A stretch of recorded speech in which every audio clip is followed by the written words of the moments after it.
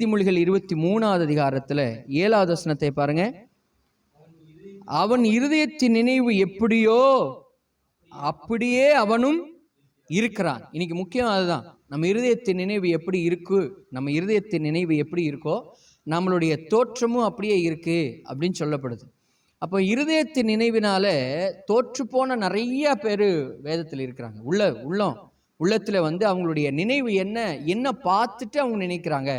இப்போ நம்மளுடைய உள்ளம் ஒருவேளை அவிசுவாசத்தினாலே நிறைஞ்சிருக்குன்னு வச்சுக்கோங்க. எங்கே பார்த்தாலும் எதை செய்யணும்னாலும் கூட ஃபஸ்ட்டு வர்றது என்னன்னா அவிசுவாசம் வரும். இப்போ பயப்படுகிறவனுக்கு பயம் நேரிடும்னு சொல்லுவாங்க. இப்போ நீங்கள் ஒரு இடத்துல ஒரு பாம்பு இருக்குது அப்படின்னு சொல்லிட்டோம்னா அவங்களுக்கு எப்போ நடந்தது, ஏதோ ஒரு வருஷம் நடந்தது, எப்போ நடந்தது எல்லாம் ஞாபகம் வரும். எல்லா பாம்பு எங்கேயோ பார்த்தது, யாரோ பார்த்து ஒரு 10 பேர் நின்று பாம்பு அப்படின்னு சொல்லிட்டோம்னா சுற்றியில் இருக்கிற அத்தனை பேர் சொல்லுவாங்க, அப்போ ஒரு பாம்பை பார்த்தேன், இப்போ ஒரு பாம்பை பார்த்தேன், இப்படி ஒரு பாம்பை பார்த்தேன் அப்படின்லாம் சொல்லுவாங்க. அப்போது ஏதோ ஒரு நாள் ஒரு ஆக்சிடெண்ட்டை பற்றி பேசிட்டோன்னா சுற்றிலே ஒருவேளை ஒரு 10 பேர் இருந்தால் என்ன சொல்லுவாங்க, அன்றைக்கி ஒரு ஆக்சிடெண்ட் இப்படி நடந்துருச்சு, அப்படி நடந்துருச்சு, இப்படியெல்லாம் சொல்லுவாங்க. ஏன் அப்படி சொல்கிறாங்க, ஏன் அப்படின்னா அதான் அந்த உள்ளத்தின் நினைவு எப்படி இருக்கோ அவன் தோற்றமும் அப்படியே இருக்குது. நம்ம உள்ளத்தின் நினைவு எப்படி இருக்குது அதான் முக்கியமே. இன்னைக்கு நமக்கு விசுவாசம் இல்லாமல் கர்த்தரை பின்பற்ற முடியாதுங்க. மனுஷனுக்குள்ள விசுவாசம் இல்லாமல் வேதம் அதான் சொல்லுது, ஒருத்தனுக்கு விசுவாசம் இல்லாமல் அவன் ஜெபிக்கிற ஜெபம் பிரயோஜனம் இல்லை. அப்போ உள்ளத்தில் என்ன வேணும்னா விசுவாசம் வேணும். உள்ளத்தில் விசுவாசிச்சு தான் நம்ம ஆண்டவர்கிட்ட கேட்கணும். அதே போல தான் தாவீது சொல்கிறாரு, விசுவாசித்தேன் ஆகையால் பேசுகிறேன். பவுலும் சொல்கிறாரு, விசுவாசித்தேன் ஆகையால் பேசுகிறேன். நான் விசுவாசித்தேன், என் உள்ளத்தில் விசுவாசம் இருக்குது, அதனால நான் பேசுகிறத தேவன் எனக்கு செய்வார். என் உள்ளத்தில் விசுவாசம் இருக்குது, அதனால் நான் ஜெபிக்கிறேன், நான் அதை பெற்றுக்கொள்ளுகிறேன். என் உள்ளத்தில் விசுவாசம் இருக்குது, நான் தேவனை பின்பற்றுகிறேன். என் உள்ளத்தில் விசுவாசம் இருக்குது, அதனால நான் பாவத்தை வெறுக்கிறேன். எபிரேயர் 11வது அதிகாரத்தில் பார்க்கும்போது விசுவாசத்தினாலே காணாதவைகளை விசுவாச்சாங்க. வரதுக்கு முன்னாடி அவங்களுக்குள்ள விசுவாசம் இருக்குது, செயல்பட ஆரம்பித்தாங்க. இன்னைக்கு நோவாவுக்கும் அப்படிதான். நோவாவுனுடைய காலத்தில் விசுவாசிச்ச ஒரு பேழையை உருவாக்குகிறார். இன்னைக்கு உள்ளத்தில் உள்ளம் எப்படி இருக்கோ நாமளுடைய தோற்றமானாலும் சரி, நாம் செய்ய போகிற விஷயங்களானாலும் அப்படியே இருக்கும். மறந்துடாதீங்க, உள்ளம் எப்படி இருக்குங்கிறதா இன்னைக்கு பிரதானமான முக்கியமே. இன்னைக்கு நம்ம உள்ளம் சரியில்லாமல் கர்த்தரை பின்பற்றும் போது நம்ம வாழ்க்கையில் பரிசுத்தம் வராது. நம்ம வாழ்க்கையில் உண்மையாக நம்ம வாழணும்னு நினச்சாலும் தாவீது சொல்கிறார், என்ன சொல்கிறாரு, உள்ளத்திலே உண்மையாக இருக்க விரும்புகிறீர், என் உள்ளம் உமக்கு பிரியமாக இருக்க நீர் விரும்புகிறீர். அதுக்காக தான் இயேசு சொல்கிறார், உள்ளந்திரைகளை ஆராய்ந்து அறிகிற தேவன் என்று நீங்கள் அறிந்து கொள்ளுங்கள். அவர்களுடைய உள்ளத்தை அறிந்து இயேசு அவர்களுக்கு பதில் கொடுத்தார். பரிசேயரும் வேதபாரகர் ஆண்டவர்கிட்ட ஆண்டவரை சோதிக்க வரும்போது அவங்க ஒரு காரியத்தை கேட்டுட்டு ஆண்டவரை சோதிக்க பார்ப்பாங்க. இல்லைன்னா இவர் ஏதாவது அற்புதம் பண்ணால் அவங்க உள்ளத்தில் ஏதாவது நினச்சிக்குவாங்க. அப்போ தான் ஆண்டவர் அவங்களுடைய உள்ளத்தை அறிந்து சொல்கிறார் ஆண்டவர். இன்னைக்கு நம்மளுடைய உள்ளம் நமக்கு ரொம்ப முக்கியம், பிரதானம். உள்ளத்தில் விசுவாசம் இல்லாமல் ஆண்டவரிடத்தில் எதுவும் பெற்றுக்கொள்ள முடியாது. ஆனால் உள்ளத்தில் தோற்று போன ஜனங்க உண்மையான வாழ்க்கையிலும் தோற்று போயிடுவாங்க. உள்ளத்தில் பலனாக இருக்கிறவங்க வாழ்க்கையில் நிறையா விஷயங்களை ஜெயிச்சிருவாங்க. நீ கவனிங்க, இன்னைக்கு நம்ம ஒரு தோற்று போனவர்களை பார்க்கலாம் வாங்க. யாத்திராகமத்தில் ஃபஸ்ட்டு மோசையும் ஜனங்களும், யாத்திராகமம் 14வது அதிகாரத்தில் 13வது வசனத்தில் இந்த இடத்துல ஜனங்கள் செய்கிற ஒரு காரியத்தையும், அந்த இடத்துல மோசை உள்ளத்தில் பலனாக இருக்கிற ஒரு மனுஷன் செய்கிற ஒரு காரியத்தையும் பாருங்க. 14வது அதிகாரம் 12வது வசனம், நாங்கள் எகிப்தில் இருக்கும்போது நாங்கள் எகிப்தியருக்கு வேலை செய்ய எங்களை சும்மா விட்டுவிடும் என்று சொன்னோம் அல்லவா, நாங்கள் வனாந்தரத்திலே சாகிறதை பார்க்கிலும் எகிப்துக்கு வேலை செய்கிறது எங்களுக்கு நலமாய் இருக்குமே என்றார்கள். கவனிங்க, முன்னாடி ஒரு கடல் நிற்குது, பின்னாடி பார்வோனுடைய படை, எந்த பக்கம் பார்த்தாலும் அவங்களுக்கு ஒரு மிகப்பெரிய நெருக்கம். ஆனால் இந்த நெருக்கத்தின் நேரத்தில் ஜனங்கள் பேசுகிற வார்த்தை என்னன்னா, ஏற்கனவே நாங்கள் அங்கே வேலை செஞ்சுட்டு தோற்று போய் தோல்வியை பார்த்துட்டு அவங்களுக்கு அடிமைகளாகவே இருந்தோமே, விட்டிருந்தா நாங்கள் அங்கேயே அடிமைகளாகவே இருந்திருப்போமே, ஏன் எங்களை கூப்பிட்டு வந்தீங்க இங்கே சாகிறதுக்கா? ஏன்னா முன்னாடி போகிறதுக்கு வழி இல்லை, ஆண்டவர் கூப்பிட்டாருன்னு சொல்லி நாங்கள் பின்னாடி வந்துட்டோம். முன்னாடி பார்த்தா கடல் இருக்கு, பின்னாடி பார்த்தா பார்வோன் வரா, இப்போ நடுவில் நாங்கள் சாக போகிறோம், நாங்களும் எங்கள் குடும்பமும் அழிக்கப்பட போகுது. ஆண்டவர் நடத்தினார் எங்கே கொண்டு வந்து நிறுத்திருக்கிறார் அப்படின்னா கடலுக்கு முன்னாடி கொண்டு வந்து நிறுத்திட்டாரு. இப்போ எந்த பக்கமும் தப்பிச்சுட்டு போக முடியாது, எங்கள் வாழ்க்கை இவ்வளோதானா, எங்கள் நிலைமை இவ்வளோதானா, நாங்கள் சாக போகிறோமே, அப்படிதான் சொல்கிறாங்க அவங்க. அவங்க உள்ளத்தில் என்ன இவங்களுடைய உள்ளத்தில் இருந்தது அப்படின்னா, இவங்க உள்ளத்தில் எப்போ பார்த்தாலும் தோல்வியை பார்த்த ஜனங்க, அடிமைத்தனத்தை பார்த்த ஜனங்க, ஒரு மனுஷனுடைய கரத்துக்கு கீழே இருந்து அவங்க வாழ்க்கை ஒன்றும் இல்லாத ஒரு நிலைமை பார்த்த ஜனங்களுக்குள்ள இப்போ ஒரு போராட்டம் வந்த உடனே சொல்கிறாங்க, நாங்கள் சாகிறதுக்காக கூப்பிட்டு வந்தீங்க. ஆனால் இந்த சீனாய் மலையில் தேவனை பார்த்து அந்த 10 கட்டளைகளை எழுதி வாங்கிட்டு வந்த தேவ மகிமை பார்த்த மோசே பேசுகிற வார்த்தைகள் பாருங்க.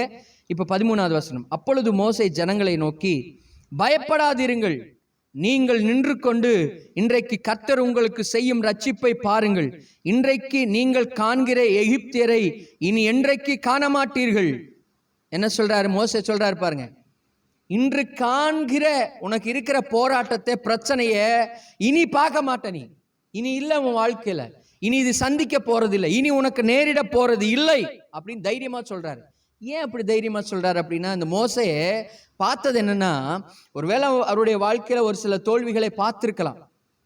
ஆனால் இந்த மோசை பார்த்தது யாருன்னா, ஆண்டவரை பார்த்திருக்கிறார். ஆண்டவர் ஜெயிக்கிறவர், ஆண்டவர் ஜெயத்தை தருகிறவர், ஆண்டவர் வல்லமையானவர், ஆண்டவருடைய அற்புதத்தை, அதிசயத்தை, அவருடைய கரத்தின் பராக்கிரமத்தை பார்த்த மோசையினுடைய உள்ளத்தில் இருந்தது, அவர் ஜெயமுள்ள தேவன், என்னையும் ஜெயிக்க வைப்பார். ஆனால் இந்த ஜனங்களுடைய உள்ளத்தில் இருந்ததெல்லாம் தோல்வி தோல்வி தோல்வி தோல்வி. அதனாலதான் இந்த ஜனங்க கானான் தேசத்துக்குள்ள போகவே இல்லைங்க. கானான் தேசத்தை இந்த ஜனங்க சுதந்திரித்து கொள்ளவே இல்லை. ஏன்னா உள்ளத்தில் எப்பவுமே பார்த்தா அவிசுவாசமான பேச்சுகள், அவிசுவாசமான வார்த்தைகள், அவிசுவாசமான சிந்தனைகள், எல்லாமே அவிசுவாசம்தான். என் தேவன் இதை செய்ய வல்லவருங்கிறது விசுவாசிக்கிறதே இல்லை. இப்போ காலைல எந்திரிச்ச உடனே நிறைய விஷயங்களை யோசிக்கிறத விட உட்காந்து ஒரு 10 நிமிஷம் உட்காந்து நல்லா உங்களுக்கு தேவன் செய்த அற்புதத்தை மாத்திரம் யோசிச்சு பாருங்க. நம்ம வாழ்க்கையில தேவன் செய்த அற்புதங்களை, அதிசயங்களை, ஆசீர்வாதங்களை மாத்திரம் யோசிச்சு பாருங்க. நம்ம வாழ்க்கையில செஞ்சது போதும். என்ன அற்புதம் என் வாழ்க்கையில பண்ணியிருக்கிறான்னு யோசிச்சு பாருங்க. மலை போல இருக்கிற பிரச்சனையெல்லாம் நம்ம வாழ்க்கையில மாறி இருக்கும். சின்ன பிரச்சனைக்கு வந்துட்டு ஏன் இதை ஆண்டவர் செய்யலைன்னு நம்ம யோசிச்சுட்டு இருப்போம். நம்ம ஜபத்தை கேட்டு பெரிய பெரிய காரியங்களை, பெரிய பெரிய விடுதலைகளை ஆண்டவர் கொடுத்துருப்பார். அதெல்லாம் மறந்துட்டு சின்ன விஷயத்துல வந்துட்டு ஐயோ இது ஆண்டவர் எனக்கு செய்யலையேன்னு நம்ம யோசிப்போம். இந்த எகிப்தில் இந்த ஜனங்களுக்கு முன்பாக எத்தனை அற்புதங்கள் ஆண்டவர் பண்ணாரு, எத்தனை அதிசயங்களை ஆண்டவர் பண்ணார். இந்த கடினமான மனுஷனே இந்த ஜனங்களை நடந்து போங்கன்னு சொல்லியிருக்கிறார். ஆனா இவ்வளோ பெரிய அற்புதத்தை பார்த்த ஜனங்க சொல்றாங்க, சாகிறதுக்காக வந்தோம். உள்ளத்துல எண்ணமே அதுதான். உள்ளம் எதனால நிரம்பியிருக்கு அப்படின்னா, அடிமைத்தனம், சாப்பிடணும், சாகணும், அதுதான். அதனாலே இந்த ஜனங்களை வனாந்திரத்தில் ஆண்டவர் சாகடிச்சிட்டார். ஏன்னா நம்ம வாயின் வார்த்தைகள் என்ன, நம்ம உள்ள எதனால நிரம்பியிருக்கு. இன்னைக்கு ஒருவேளை உங்க உள்ள அவிசுவாசத்தினாலும், பயத்தினாலும், திகில்னாலும், நான் எழும்ப மாட்டேன், நான் ஆசீர்வதிக்கப்பட மாட்டேன், நான் நல்லா இருக்க மாட்டேன்னு ஒருவேளை நிரம்பியிருக்குமானா, இயேசுவின் நாமத்தில் சொல்றேன், இந்த வசனத்தினால் உங்க இருதயத்தை நிரப்புங்க, விசுவாசத்தினால இருதயத்தை நிரப்புங்க, நல்ல வார்த்தைகளினால உங்க உள்ளத்தை நீங்க நிரப்புங்க. அப்பதான் விசுவாசமான வார்த்தைகள் வரும். தேவனை பார்த்த மோசைக்கு ஒரு விசுவாசம் வருது. இன்னைக்கு மோசைகிட்டே ஆண்டவர் சொல்லலை, பார்வோனை அழிக்க போற, கடலுக்கு முன்னாடி கடலை தாண்டி உங்களை நடத்தி பார்வோனை உள்ள அழிக்க போற, ஆண்டவர் சொல்லவே இல்லை. ஆனா சொல்றதுக்கு முன்னாடி அந்த மோசை சொல்றாரு, மோசைக்கு தெரியும் ஏதோ ஒரு தடை வருதுன்னா ஏதோ ஒரு பெரிய ஆசீர்வாதம் இருக்கு, ஏதோ ஒரு போராட்டத்தை தேவன் முன்னாடி வச்சுட்டான்னா ஏதோ ஒரு பெரிய மேன்மை இருக்கு, ஏதோ ஒரு இந்த இவ்வளோ பெரிய கடல் முன்னாடி நிறுத்திட்டான்னா எவ்வளோ பெரிய அற்புதத்தை ஆண்டவர் செய்ய போறான்னு சொல்லி மோசைக்கு தெரியும். ஏன்னா மோசை தேவனை பார்த்த மனுஷன். மோசையினுடைய இருதயத்தில் விசுவாசத்தினாலே நிரப்பப்பட்டிருக்கிறார். மோசையினுடைய இருதயத்தில் தேவனை பார்த்த அனுபவம் இருக்கு, தேவன் செய்த அற்புதங்களை பார்த்த அனுபவம் இருக்கு. இன்னைக்கு நமக்கும் ஏன் இன்னைக்கு நிறைய நேரத்தில் விசுவாசம் வரதில்லைன்னா, சிம்பிளா புரிஞ்சுக்கோங்க. எபிரேயர் 12வது அதிகாரத்தில் சொல்லுது, விசுவாசத்தை துவக்குகிறவரும் முடிக்கிறவரும் இயேசுவே. இயேசுனுடைய பாதத்திலே போய் ஜபத்தில் உட்கார்லன்னா எப்படி விசுவாசம் வராது? எப்படி தைரியம் வராது? எப்படி ஆண்டவர் இந்த அற்புதத்தை எனக்கு செய்வாருங்கிற நம்பிக்கை வராது? அவங்கள்ட்ட விசுவாசமே இருக்காது, விசுவாசிக்கவே மாட்டாங்க. ஏன் விசுவாசிக்க மாட்டாங்கன்னா, தேவனை பார்த்த பழக்கமே இல்லையே, தேவனை சந்திச்ச பழக்கமே இல்லையே, தேவன் இது செய்யறதுக்கு வல்லவர்னு சொல்ற பழக்கமே இல்லையே. எதையாவது ஒரு விசுவாசத்துல ஒரு சில நேரத்தில் ஊழியக்காரங்க சொன்னாலே நிறைய பேர் பாருங்க, இந்த இது போடுவாங்க, மார்க் போடுவாங்க, இதெல்லாம் நடக்குமா, அதெல்லாம் நடக்குமா. ஏன்னா இது அவிசுவாசி, இதுக்கு ஒண்ணுமே தெரியாது. ஆண்டவர் சமூகத்தில் உட்கார்ந்து ஜெபிச்சாதானே ஆண்டவர் எவ்வளவு பெரியவர், எவ்வளவு அற்புதமானவர், எப்படி பேசுவார், எப்படி அவருடைய சத்தத்தை கேட்க முடியும் தெரியும். ஒரு சில நேரத்தில் ஆண்டவர் பேசினான்னா ஒரு சிலர் நம்ப மாட்டாங்க. நான் ஒரு சில டைம் காணிக்கையே யாராவது அனுப்புனாங்க, ஒரு சில அங்கீகரிக்கல, திருப்பி அனுப்பிடுவேன். ஏன்னா அங்கீகரிக்கல, ஆண்டவர் அங்கீகரிக்கல அப்படின்ட்டோம்னா, அது எப்படி மன்னிக்க மாட்டாரா அப்படிம்பாங்க. நீ ஆண்டவர் சமூகத்தில் உட்காந்து ஜெபம் பண்ணி இது அங்கீகரிச்சாரா இல்லையான்னு தெரியும். புதிய ஏற்பாட்டில் பவுல் சொல்றாரு, இந்த காணிக்கையை அங்கீகரித்து கொள்ளும்படி, இந்த காணிக்கையை பரிசுத்தவான்களும் தேவனும் ஏற்றுக்கொள்ளும்படி வேண்டிக் கொள்ளுங்கிறார். காணிக்கை ஏற்றுக்கொள்ளணும்னா நீ முதல் ஜெபம் பண்ணணும். அந்த காணிக்கையை ஆண்டவரே நீங்க அங்கீகரிங்க, இதை ஏற்றுக்கொள்ளுங்கன்னு. நான் கொடுக்கிறேன், அதனால அவர் ஏற்றுக்கொள்கிறார், தப்பு. நான் கொடுக்கறதுனால அவர் ஏற்றுக்கொள்றார் அப்படிங்கிற நினைக்கிற தப்பு. நான் கொடுக்குறேன் என் முழு மனசா, முழு இருதயத்தோடு. 2 பேர் காணி கொடுத்தாங்க, காயினும் ஆபேல், இது நமக்கு தெரியும். 2 பேருடைய ஒருத்தருடைய காணிக்கை ஏற்றுக்கொள்ள ஆண்டவர் ஏற்றுக்கொள்ள. அவங்ககிட்ட முழு மனசு கிடையாது, முழு இருதயம் கிடையாது. தேவன் அவன் வந்து அழிஞ்சு போனதெல்லாம் கொண்டு வரல. காயின் அழிஞ்சு போனதை கொண்டு வரல, அவங்ககிட்ட இருக்கிறதுல கொஞ்சம், அவங்ககிட்ட இருக்கிறதுல கொண்டு வந்துட்டான். அவங்ககிட்ட 10 இருக்குன்னா 5 கொண்டு வந்துட்டான்னு வச்சுக்கோங்க, இல்லை 9 கொண்டு வந்துட்டான்னு வச்சுக்கோங்க. ஆனா ஆபேல் என்ன பண்ணாரு தெரியுமா? இருக்கிறதுலயே 10 இருக்குமானா 10ல பெஸ்ட் எத்தனை? அவ்வளவுதான். பெஸ்ட் 2 எடுத்துட்டு போயிட்டாரு. இவர் 8 எடுத்துட்டு வந்தாலும் கூட ஆண்டவர் அங்கீகரிக்கல. இதான் பிரதானம். அதுக்காக கம்மியா கொடுக்கணும்னு அர்த்தம் அல்ல, கொடுக்கறதும் பெஸ்ட். என் பிரதானம் என்ன, இன்னைக்கு என் பிரதானம் என்ன, இந்த மாசம் என்னுடைய வருமானத்தில் பிரதானம் என்ன, அதை ஆண்டவர் அங்கீகரிப்பார். கவனிங்க. இப்போ இந்த மோசைக்கு ஆண்டவர் நெருங்கி பழக்கிறதுனால தான் மோசையை ஆண்டவர் இப்போ ஆண்டவர் பேசுகிறார் பாருங்க. 14வது வசனத்திலிருந்து வாசிக்கலாம். கர்த்தர் உங்களுக்காக யுத்தம் பண்ணுவார், நீங்கள் சும்மா இருப்பீர்கள். மோசை சொல்றார், கர்த்தர் யுத்தம் பண்ணுவார், நீங்க சும்மா இருப்பீங்க. அடுத்த பாருங்க. அப்பொழுது கர்த்தர் மோசையை நோக்கி, நீ என்னிடத்திலே முறையிடுகிறது என்ன? புறப்பட்டு போங்கள் என்று இஸ்ரவேல் புத்திரருக்கு சொல். என்ன சொல்றாரு ஆண்டவர்? மோசை கிட்ட தான் சொல்றாரு, ஜனங்க கிட்ட சொல்லல. ஏன்னா ஜனங்களுடைய உள்ளம் எப்படி இருக்கு? உடஞ்சி போயிருக்கு, சாவை எதிர்பார்த்திருக்கு, தோல்வியை எதிர்பார்த்திருக்கு. ஆனா மோசையினுடைய உள்ளத்திலேயே ஜெயம் இருந்தது, பெரிய விசுவாசம் இருந்தது, பெரிய நம்பிக்கை இருந்தது. இவர் நம்மளை ஜெயிக்க வைக்கிற தேவன் என்கிற ஒரு பெரிய எண்ணம் அவனுடைய இருதயத்தில் ஓங்கி நின்றது அந்த மோசைக்குள்ள. அதனாலதான் ஆண்டவர் சொல்றார், மோசை என் வீட்டிலே எங்கேயும் உண்மையுள்ளவன். ஆண்டவர் சொல்றார் உண்மையுள்ளவன். அந்த உண்மையுள்ள மனுஷன் பேசுற வார்த்தை பாருங்க, தேவன் அற்புதத்தை செய்வார். ஏன்னா இந்த தேவனை பார்த்த மனுஷனுக்குள்ள இந்த விசுவாசம் வருது. இன்னைக்கு ஜெபத்துல உட்கார்ல, வேதத்தை வாசிக்கிறதுக்கு உட்கார்ல, தேவ சமூகத்துல உபவாசத்தோடு உட்கார்லன்னா விசுவாசம் வராது, தைரியமும் வராது, நம்பிக்கையும் வராது. அவர் எப்படிப்பட்டவருங்கிறதும் தெரியாம போயிடும். அதான் உண்மை, தெரியாம போயிடும். அதனால இந்த ஜனங்களுக்கு தெரியவே இல்லை. இன்னைக்கு நம்ம உள்ளத்தையும் நாம தேவன் எனக்காக இதை செய்வார் என்று நாம் ஆயத்தப்படுத்துவோமானால் நிச்சயமாக தேவன் நமக்காக இந்த காரியத்தை செய்வார். ஜனங்களுடைய இருதயம் பாருங்க, அழிவை நோக்கி இருக்கு. மோசனுடைய இருதயத்தை பாருங்க, தேவன் அற்புதத்தை செய்வார்னு நோக்கி இருக்கு. இன்னொருத்தரை பார்க்கலாம் வாங்க. ஒரு கூட்டத்தை, இன்னும் ஒரு 2 பேரை, யோசுவாவும் காலேபு. என்னாகமத்தில் 14வது அதிகாரம், என்னாகமம் 14வது அதிகாரத்தில் 6வது வசனத்தை, 13வது அதிகாரம் 33வது வசனத்தை வாசிங்க ஃபர்ஸ்ட். அப்பதான் அந்த காரியம் நமக்கு புரியும். 13வது அதிகாரத்துல, அங்கே ராட்சத பிறவியான ஏனேக்கின் ராட்சதரை கண்டோம். நாங்கள் எங்கள் பார்வைக்கு வெட்டுக்கிளிகளைப் போல் இருந்தோம், அவர்கள் பார்வைக்கும் அப்படியே இருந்தோம் என்று சொல்லி, இப்படி இஸ்ரவேல் புத்திரருக்குள் தங்கள் சுற்றி பார்த்து வந்த தேசத்தை குறித்து துர்ச்செய்தியை பரப்பினார்கள். இவங்க பாருங்க, அந்த தேசத்துக்கு போய் பார்த்துட்டு வந்து அந்த தேசம் மிக ஆசீர்வாதமா இருக்கு. இவனை போய் அந்த தேசத்தை பார்த்து திரும்பி வரும்போது கூட என்ன கொண்டு வர்றாங்கன்னா, திராட்சை கொலையை கொண்டு வர்றாங்க. அந்த பக்கம் ஒருத்தன், இந்த பக்கம் ஒருத்தன் பிடிச்சி சுமந்து கொண்டு வந்து, அந்த தேசம் அவ்வளோ ஆசீர்வாதமான தேசம், அவ்வளோ நல்ல தேசத்துக்கு போய் திரும்பி வர்ற ஜனங்க சொல்றாங்க, அங்கே மிகப்பெரிய ஆட்கள் இருக்காங்க. ஃபர்ஸ்ட் சொல்லலை. ஃபர்ஸ்ட் என்ன சொல்றாங்கன்னா, எங்கள் பார்வைக்கு நாங்கள் வெட்டுக்கிளிகளை போல் இருந்தோம், அவர்கள் பார்வைக்கும் அப்படியே இருந்தோம். இவங்களுக்கு தோல்வி எங்க ஆரம்பிச்சிச்சுன்னா, இவங்க உள்ளமே இவங்களுக்கு தோல்வி, நீ தோற்று போனவன் சொல்லுது. இன்னைக்கு நம்ம உள்ளமே நம்ம கிட்ட சொல்லுது, நீ தோற்று போனவன், உங்ககிட்ட விசுவாசமே கிடையாது, நீ பயப்படுகிற மனுஷன், நீ எல்லா விஷயத்திலே அசுத்தமா இருக்கிற மனுஷன், உங்ககிட்ட பரிசுத்தமே இல்லைன்னு நம்ம உள்ளம் சொல்லுமானா, நம்ம அப்படியே இருப்போம், சந்தேகமே கிடையாது, அப்படியே இருப்போம். இந்த ஜனங்க அதான் சொல்றாங்க, நாங்க ஃபர்ஸ்ட் எங்க பார்வைக்கு நாங்க பார்த்தா ஒண்ணுமே இல்லை. நினைக்காதீங்க அப்படியெல்லாம், ஆண்டவருடைய பிள்ளைங்க அப்படி நினைக்கவே நினைக்காதீங்க. வசனம் என்ன சொல்லுதுன்னா, நீ அலங்காரமான கிரீடம், நீ ராஜமுடி, நீ தேவனுடைய கரத்தில் இருக்கிற ராஜமுடி, அலங்காரமான கிரீடம், உன்னை முத்திரை மோதிரமாய் வைக்கிற, நீ நீர்ப்பாய்ச்சலான தோட்டத்தை போலும் வற்றாத நீரூற்றை போல இருப்ப. ஆண்டவர் சொல்ற இந்த வார்த்தைகள். ஆனால் நாம் என்ன சொல்லுவோம்? எங்கள் பார்வைக்கு நாங்கள் வெட்டி கிளிகளை போல இருந்தோம். நான் அப்படிதாங்க, நான் தோற்றுப்போம், நான் இதில் தோற்று போயிட்டேங்க, அதில் தோற்று போயிட்டேங்க, என் வாழ்க்கையே ஆண்டவர் அப்படி வச்சுட்டாருங்க அப்படிம்பாங்க. யார் தெரியுமா? தேவனை அறியாத அவர்கள் பேசுகிற வார்த்தை இதெல்லாம். தேவனை தெரியாத மனிதர்கள் பேசுகிற வார்த்தை இதெல்லாம். ஜீவனுள்ள தேவனை ஆராதித்து இந்த வார்த்தைகளை பேசுவோமானால் நிச்சயமாக அது ரொம்ப அவிசுவாசமான வார்த்தைகள். தேவன் அப்படி நம்மளை வைக்கவே இல்லை.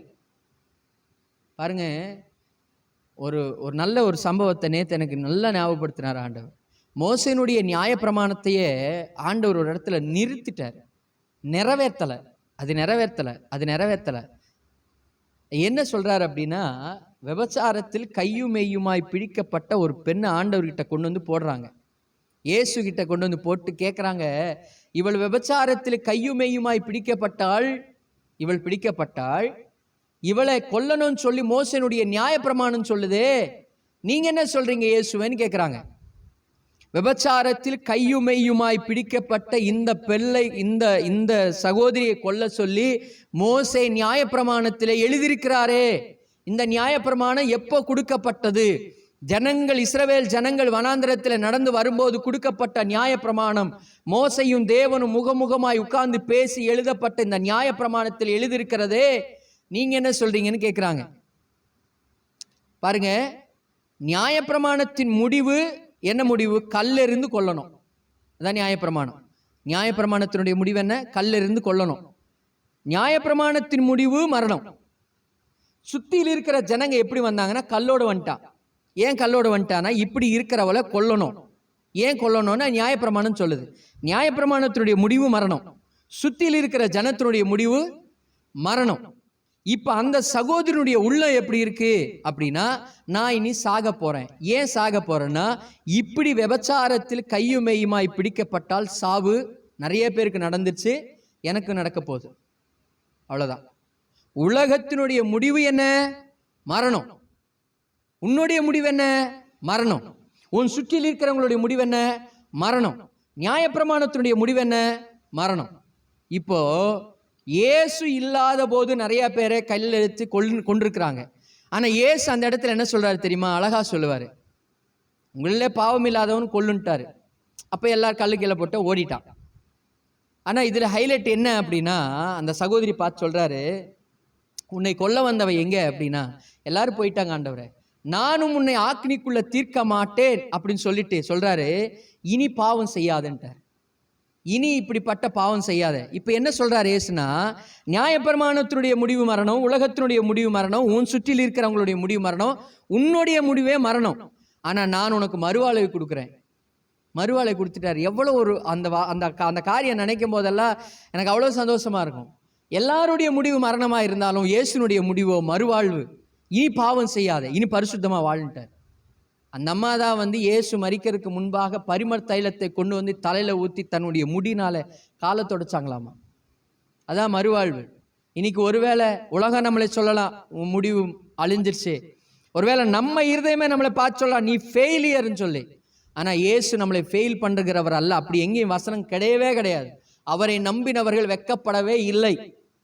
அவரை நம்பினவர்கள் வெட்கப்படவே இல்லை. உலகம் சொல்லலாம் நீ தோல்வி, உலகம் சொல்லலாம் நீ அழிஞ்சு போற, உலகம் சொல்லலாம் நீ தோல்வி தோல்வி தோல்வி சந்திச்ச மனுஷன், உன் பிரச்சனை மாறாது, உன் போராட்டம் மாறாது, உன் வியாதி மாறாது, இந்த பிரச்சனைலேருந்து நீ வெளியே வரமாட்ட, இந்த கடன்லேருந்து நாம் வெளியே வரமாட்டோம் நம்ம இருதயம் கூட சொல்லலாம். ஆனால் இயேசு கிட்ட நாம் இது சொல்லுவோமானால் அவர் மறுவாழ்வை கொடுக்கிற தேவன், அதை மாற்றி அமைக்கிற நல்ல தேவனை ஆராதிக்கிறோம். ஆனால் நம்ம உள்ளம் எப்படி இருக்குங்கிறது தான் முக்கியமே. எல்லாருடைய முடிவு மரணம் தான், ஆனால் இயேசுனுடைய முடிவு பாருங்க மறுவாழ்வு. அவரை தாங்க நம்ம ஆராதிக்கிறோம். ஆனால் இந்த ஜனங்க சொல்ற வார்த்தை என்ன? அவங்க பார்வைக்கு நாங்கள் ஃபர்ஸ்ட், எங்க பார்வைக்கு நாங்கள் வெட்டுக்கிளி, ரெண்டாவது அவங்க பார்வைக்கு நாங்கள் வெட்டுக்கிளி. எங்க ஆரம்பிச்சிச்சு இந்த காரியம்? ஆனால் இதுக்கு முன்னாடி ஆண்டவர் சொல்றாரு, காண்டாமிருகத்து கொத்த பலனை இஸ்ரவேல் ஜனங்களுக்கு தர்றேன்ட்டார். வனாந்தர வழியா தேவன் நடத்தி வரும்போது அந்த ஜனங்களுக்கு எவ்வளோ ஆசீர்வாதத்தை கொடுத்திருக்கிறார். பகலிலே மேகஸ்தம்பம், இரவிலே அக்கினி ஸ்தம்பத்தை பார்த்த ஜனங்கள் சொல்ற வார்த்தை என்ன? நாங்கள் வெட்டுக்கிளிகள். எவ்வளோ வேதனையான ஒரு வார்த்தை. இவங்கெல்லாம் என்னை கேட்டிருந்தா அப்பயே போட்டு கொண்டிருக்கோம் ஆண்டவர், சாவுங்கடா அப்படின்னு இல்லையா? 10 அற்புதங்களா எகிப்து தேசத்துல. கடல் பிளந்துருச்சுங்க. இதுக்கப்புறம் தான், இதுக்கு முன்னாடி தான் கடல் பிளந்துருச்சு. இதுக்கப்புறம் தான் இவங்க நடந்து வர்றாங்க. இப்ப சொல்றான், நாங்கள் எங்க பார்வைக்கு வெட்டுக்கிளி, அவங்க பார்வைக்கு அப்படியே இருந்தோம். எவ்வளவு அற்புதத்தை பார்த்து, எவ்வளவு அதிசயத்தை பார்த்து, எவ்வளவு நன்மை பார்த்து, எவ்வளவு ஆசீர்வாதமான காரியங்களை வாழ்க்கையில செஞ்சு அனுபவிச்ச ஜனங்க சொல்ற வார்த்தை, நாங்கள் வெட்டுக்கிளிகளை போல் இருந்தோம். காரணம் என்ன தெரியுமா? இந்த ஜனங்கள் தோல்வியை பார்த்த ஜனங்க. இந்த பழைய வாழ்க்கை மாறவே மாட்டேங்குது, பழைய வாழ்க்கை மாற்றவே மாட்டேங்கிறான். நல்லா தெரிஞ்சுக்கோங்க, இன்னைக்கு ஒருவேளை நமக்குள்ள பழைய வாழ்க்கை இருக்குமானா அந்த பழைய பாவமே நம்மளை அழிச்சிரும்.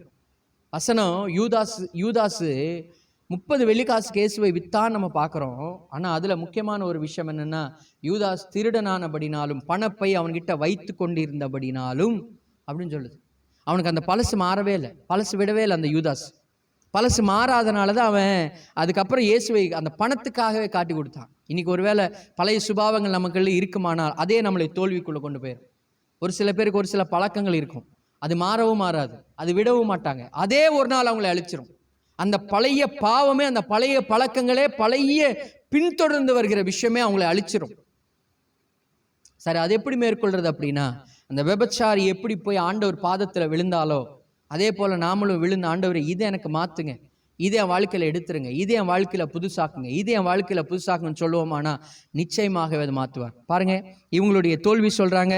இப்போ ஜெயத்தை பேசின 2 பேரை பாருங்க. என்னாகமம் 14வது அதிகாரத்தில் 6வது வசனம். தேசத்தை சுற்றி பார்த்தவர்களில் நூனின் குமாரனாகிய யோசுவாவும்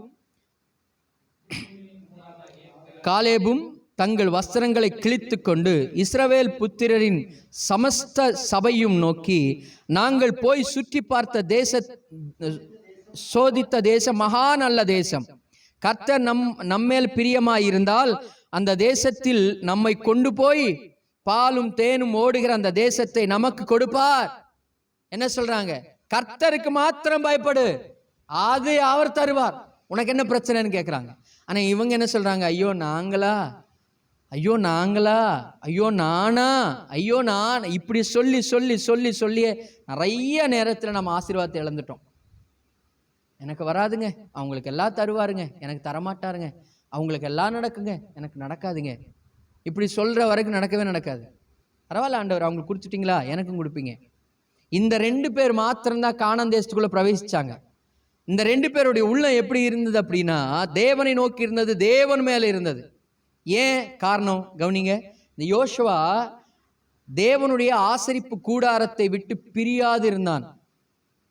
இவங்க 2 பேருமே மோசைக்கு, அந்த ஊழியக்காரனுக்கு மிகப்பெரிய சப்போர்ட். அதனாலதான் இந்த இவங்களுக்கு தெரியுது, தேவன் வல்லமையுள்ளவர், தேவன் பராக்கிரமமானவர், தேவன் நாம பார்க்கிற அந்த பராக்கிரமசாலி, அந்த பெரிய ஜனங்களை பார்க்கிலும் பெரியவர்.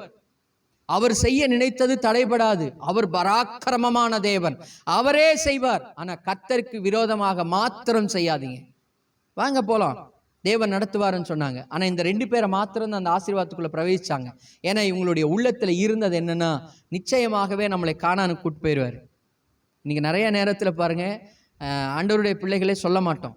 இந்த இஸ்ரேல் ஜனங்கள் சொல்லவே இல்லை, கானானுக்கு நம்மளை கூட்டு போவாருன்னு ஒரு டைம் கூட சொல்லவே இல்லை. அவங்க போறோம், எங்கே போறோம், வர சொன்னார் போறோம், சாப்பிட்றோம்.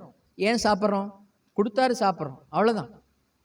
கானானுக்கு போவோம், நம்மளை கூப்பிட்டு நிறைய டைம் ஆண்டவர் தான் சொல்லுவார், நான் உன்னை கானானுக்கு கூட்டு போகிறேன், கானானுக்கு கூட்டு போகிறேன், கானானுக்கு கூட்டு போகிறேன், கானானுக்கு கூட்டு போகிறேன். ஆனால் இந்த ஜனங்க ஒரு டைம் கூட சொல்லவே இல்லை, சொல்ல மாட்டாங்க. இன்னைக்கு நமக்கு கூட ஆசீர்வாதங்கள் வரணும்னா, வரும்போது வரட்டும், செய்யும்போது செய்யட்டும், நிச்சயமாக உனக்கு வராது, நிச்சயமாகவே நமக்கு வராது, நிச்சயமாகவே அந்த வேலையில மாற்றம் வராதுங்க, வராது. அந்த விடுதலையும் வராது, அந்த சுகமும் வராது. என்னைக்கு என் தேவன் எனக்காக செய்வார், என்னை ஆசீர்வதிப்பார், என்னை மேன்மைப்படுத்துவார், இந்த ஆசீர்வாதத்தை, இந்த மேன்மை எனக்கு தருவார்னு சொல்லி நாம் விசுவாசிக்கிறோமோ சொல்கிறோமோ வாயினால தருவார். இந்த 2 பேர் பாலும் தேனும் ஓடுகிற கானானுக்குள்ள நம்மளை பிரவேசிப்பார் சொல்றாங்க பாருங்க தெளிவா. பாலும் தேனும் ஓடுகிற தேசத்தை, நலமும் விசாலமுமான தேசத்தை நமக்கு தருவார். 2 பேர் தான் சொன்னாங்க. அதனால தான் இந்த 2 பேர் மாத்திரம்தான் கானானுக்குள்ள போயிட்டாங்க. மற்றவங்க எல்லாம் அந்த எகிப்திலிருந்து புறப்பட்ட பழைய ஆட்கள் அத்தனை பேர் செத்து போயிட்டாங்க. வனாந்திரத்தில் பிறந்தவனுங்க தான் கானானுக்குள்ள போயிட்டாங்க. ஆனால் இந்த ஜனங்களுடைய ஆசை என்ன தெரியுமா? ஐயோ செத்து போயிடுவோம், ஐயோ அழிச்சிருவானுங்க, ஐயோ கொன்றுவானுங்க, ஐயோ புதைச்சிருவானுங்க, இவனுக்கு இதுக்கு இங்கே என்ன சொல்லுவாங்கன்னா, எங்களுக்கு புதைக்கிறதுக்கு கல்லறை எகிப்து தேசத்தில் இல்லையா? எகிப்து தேசத்தில் கல்லறை இல்லையா? இதுதான் பிரச்சனையே, கல்லறை தான் பிரச்சனையே அவனுக்கெல்லாம், இஸ்ரேல் ஜனங்களுக்கெல்லாம். ஆனால் விசுவாசமா என்னை முன்னாடி கொண்டு போயிடுவார், என்னை மேன்மையாக கொண்டு போகிற ஆசையே இல்லைங்க. இன்னைக்கு தேவன் மேலே என்னை ஆசீர்வதிப்பார், என் உள்ள இப்படி இருக்குன்னு சொல்லி ஆசைப்படுங்க. என்னை ஆசீர்வதிப்பார், என்னை மேன்மைப்படுத்துவார், என் நிலைமைகளை மாற்றுவார்னு ஆசைப்படுங்க. கர்த்தர் எவ்வளோ நல்லவர் தெரியுமா? செய்கிறதற்கு அவர் வல்லமை உள்ளவர், அவர் செய்வார். ஆனால் நாம் எப்படி இருக்கிறோம்? தோற்று போனாங்க பாருங்கள் இந்த இஸ்ரேல் ஜனங்கள். இதனால தான் அவங்க தோற்று போயினாங்க. இப்போ பாருங்கள், அடுத்த இன்னொரு மனுஷனை பார்க்கலாம். 1 சாமுவேலுக்கு வாங்க. 1 சாமுவேலில் ஒரு கூட்டத்தையும் 1 சாமுவேல் 30வது அதிகாரத்தில் தோற்று போனதுக்கு காரணம் என்ன? உள்ளத்தில் விருப்பங்கள் இல்லாததுனால.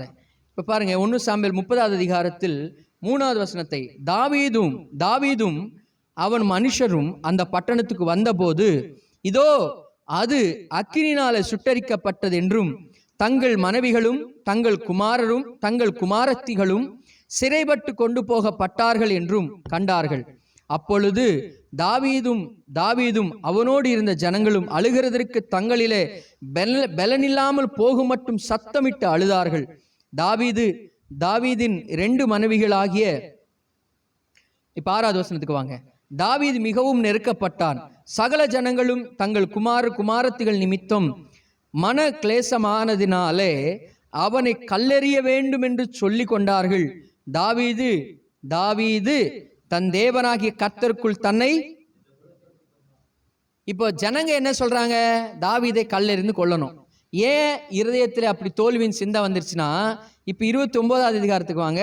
அந்த இடத்துல எழுதப்பட்டிருக்கு 6வது வசனம் பாருங்க. 29வது அதிகாரம் 6வது வசனம். அப்பொழுது ஆக்கிஸ் தாவீதை அழைத்து, நீ உத்தமனும் என்றும் என் பாளையத்தில் என்னோடு போகும் வரத்துமாய் இருக்கிறது என் பார்வைக்கு நல்லது என்றும் கர்த்தருடைய ஜீவனை கொண்டு சொல்லுகிறேன், நீ என்னிடத்தில் வந்து சேர்ந்த நாள் முதல் இன்றைய வரைக்கும் நான் உன்னிலே ஒரு பொல்லாப்பும் காணவில்லை. ஆகிலும் பிரபுக்களின் பார்வைக்கு நீ பிரியமானவன் அல்ல. கவனிங்க, ஆக்கிஸ் ஒரு இடத்துல ஒரு யுத்தத்துக்கு அவன் அந்த போகும்போது, இப்போ இவர் வந்துட்டு சவுல் கூட பயங்கர பிரச்சனை இருந்ததுனால இவர் வந்துட்டு வேற ஒரு ராஜா கூட போய் ஒரு ஐக்கியமாக இருக்கிறார் தாவீது. இந்த ஐக்கியமாக இருக்கிற நேரத்தில் ஒரு யுத்தம் வந்துருச்சு. அந்த யுத்தத்துக்கு போகும்போது அந்த ராஜா சொல்கிறாரு, தாவீது நீயும் வா அப்படின்னு சொல்லி எல்லாரும் சேர்ந்து, தாவீதோடு கூட இருந்தவர்களும் சேர்ந்து அந்த யுத்தத்துக்கு போகிறாங்க. அந்த யுத்தத்துக்கு போகும்போது அந்த ராஜா திடீர்னு அந்த ராஜா கிட்ட இருக்கிற பிரபுக்கள் எல்லாம் சொல்கிறாங்க, தாவீது வந்து ஏற்கனவே பயங்கர யுத்த வீரன், இவன் யுத்தத்தில் போய் திடீர்னு நமக்கு ஆப்போசிட்டாக திரும்பிட்டான்னா நம்ம எல்லாரும் அழிஞ்சு போயிடுவோம், அதனால தாவீதை வேண்டான்னு சொல்லுங்கன்ட்டார். சொன்ன உடனே அந்த ராஜா சொல்கிறான் தாவீதை கூப்பிட்டுட்டு, தாவீது நான் உங்ககிட்ட ஒரு பொல்லாப்பு காணலை, நீ நல்லவன் தான், ஆனால் என்ன விஷயம்னா பிரபுக்கள் எல்லாம் வேண்டான்னு சொல்கிறாங்க, நீ திரும்பி போன்ட்டார். இப்போ திரும்பி போன்னு சொன்ன உடனே இவங்களுக்கு மனசுக்கு பயங்கரமான வேதனை. வர சொல்லிட்டு இவர் இப்படி சொல்லிட்டாரே, வர சொல்லிட்டு நம்மளை இப்படி சொல்லிட்டாரே, வர சொல்லிட்டு நம்மளை இப்படி சொல்லிட்டாருன்னு சொல்லி நினச்சிட்டே வீட்டுக்கு வர்றாங்க. ஒரு 3 நாள் நடந்து வீட்டுக்கு வர்றாங்க. 3 நாள் நடக்கணும். 3 நாள் நடந்து வீட்டுக்கு வரக்குள்ள வீடுகள் இல்லை, மனைவிகள் இல்லை, பிள்ளைகள் இல்லை, யாருமே இல்லை. இவங்க போகும்போது பாய் டாட்டா போயிட்டு வரேன் அப்படின்னு சொல்லி குழந்தைகளை கொஞ்சம் சுற்றில் இருக்கிறவங்ககிட்ட போயிட்டு வரேன், யுத்தத்துக்கு போயிட்டு வரேன்னு சொல்லி உற்சாகமாக போனவங்க இப்போ அவங்க வேண்டான்னு சொன்னோடனே வேதனையோடு திரும்பி வர்றாங்க. இந்த திரும்பி வந்து பார்க்கும்போது வீடுகள் இல்லை. ஏற்கனவே அங்கே ஒரு தோல்வி, யுத்தத்துக்கு கூப்பிட்டவன் மறுபடியும் திடீர்னு வேணான்னு சொல்லிட்டா. இப்போ அங்கிருந்து வரும்போதே மனசுல பெரிய வேதனை, ஐயோ தோல்வியை பார்த்துட்டோமே. இப்போ இங்கே வந்து பார்த்தா வீடுகள் இல்லை, வீடுகள் மனைவிகள் பிள்ளைகள் எல்லாம் ஒருத்தன் தூக்கிட்டு போயிட்டா, வீடெல்லாம் எரிஞ்சிருச்சு. இப்போ ஜனங்க அழுகிறாங்க. யார் அழுகிறாங்கன்னா சாதாரண ஜனங்க கிடையாது இவங்க, அது தெரிஞ்சுக்கோங்க நல்லா. சாதாரண ஜனங்க கிடையாது, யுத்த வீரர்கள். யுத்தத்துக்கு போய் தாவீது கூட இருக்கிறவங்கள சாதாரண மனுஷர்கள் அல்ல. ஒருத்தன் 300 பேர் அடிப்பான், ஒருத்தன் வேலை இல்லைங்கிறதுக்காக சிங்ககபில இறங்கி சிங்கத்தை கொண்டுட்டு வருவான் சும்மாவே. அப்படி பெரிய யுத்த வீரர்கள், பெரிய பராக்கிரமசாலிகள். அப்படி யுத்த வீரனாக இருக்கிற மனிதர்களுக்குள்ள இப்போ அந்த அங்கிடத்துல ஒரு தோல்வி பார்த்துட்டு சோர்ந்து போய் வீட்டுக்கு வரும்போது இங்கே ஒன்று பார்த்துட்டான். சொல்லுவாங்கல்ல, கொடுமை என் கோயிலுக்கு போனா அப்படிங்கிற மாதிரி. இப்போ அங்கே ஒரு கொடுமைன்னு சொல்லி வீட்டுக்கு வந்தால் வீட்டில் பார்த்தா எதுவுமே இல்லை, வீடு இல்லை, பிள்ளைகள் இல்லை. இப்போ இந்த தோல்வியை பார்த்த ஜனங்களுக்கு அழுகிறாங்க, யுத்த வீரர்கள் அழுகிறாங்க, தங்களுக்குள்ள பலன் இல்லாமல் போகும் மட்டும் அழுதாங்க. இப்போ அவங்களுக்கு பயங்கர கோபம் வந்துருச்சு. யார் மேலே கோபம் வந்துருச்சு தெரியுமா? தாவீது மேலே கோபம் வந்துருச்சு. இவனை கொல்லணும்டா, தாவீது தான் காரணம் அப்படின்னு உள்ளத்தை உடைச்சிக்கிட்டு அழுகிறாங்க. இப்போ உள்ளம் உழைஞ்சிச்சு. இப்போ இவங்க திரும்பி போயிட்டா அந்த பிடிச்சிட்டு போனவனை அழிச்சிட்டு கொண்டு வரக்கூடிய பராக்கிரமசாலிகள் தான். ஆனால் போகலை. ஏன் போகலைன்னா உள்ளம் போயிடுச்சு. உள்ளத்தில் தோல்வியை பார்த்தாங்க, உள்ளம் உடஞ்சிருச்சு. இப்போ என்ன பண்ணுறாங்க? அழுகிறாங்க. ஐயோ, உள்ளம் உடஞ்சி அழுகிறாங்க. தவிர நாம் யுத்த வீரர்கள், நாம் போனால் ஜெயிச்சிடலாம், நம்ம பெரிய பராக்கிரமசாலிகள், நம்மளுடைய யுத்தத்தை செய்கிறதற்கு நமக்கு முன்பாக தாவீது இருக்கிறாரு, போகலாம் அப்படின்னு நினைக்கவே இல்லை. அழுகிறாங்க. கடைசியில் பார்த்துட்டு இந்த தாவீதுனால தான்டா பிரச்சனை, தாவீதை கொல்லணும்னு எல்லாம் கல்லெடுத்துட்டான். நேற்று வரைக்கும் தாவீது வாழ்க, தாவீது நல்லா இருக்க, தாவீது அப்படி, தாவீது இப்படின்னு சொன்னவன் இப்போ கல்லெடுத்து அடிக்க கொல்ல பார்க்குறான். காரணம் என்ன தெரியுமா? மனைவிகள் போனதும், குழந்தைகள் போனது, வீடுகள் போனது அடுத்த ஆனாலும் இந்த அந்த யுத்த வீரர்களுடைய உள்ளம் உடஞ்சி போச்சுங்க. உள்ளத்தில் மீண்டும் போய் மீட்டுக்கொள்வோங்கிற எண்ணமே வரல. எங்கே போயிட்டாங்கன்னு யோசிக்கலான்னு எண்ணமே வரல.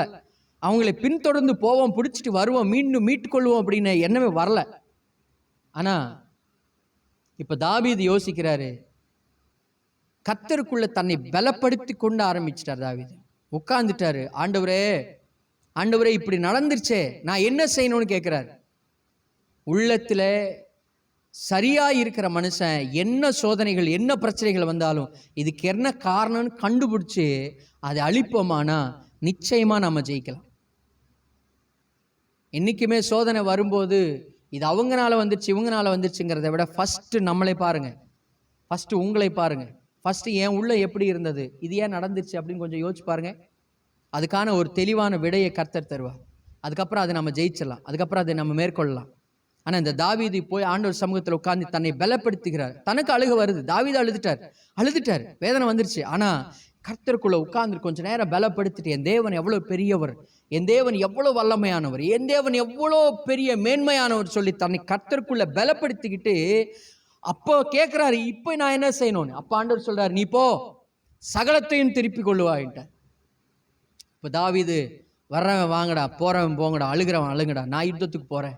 ஏன்னா ஆண்டவர் சொல்லிட்டாரு நிச்சயமாய் திருப்பி தருவார்னு. உள்ளத்திலே சரியா உள்ளத்தை பலப்படுத்தி கொண்ட, உள்ளத்தை கர்த்தருக்குள்ள பலப்படுத்தி கொண்ட மனுஷன் எதை இழந்தானோ அதை திரும்பி பெற்றுக்கொள்ளும் வரைக்கும் விட மாட்டான்.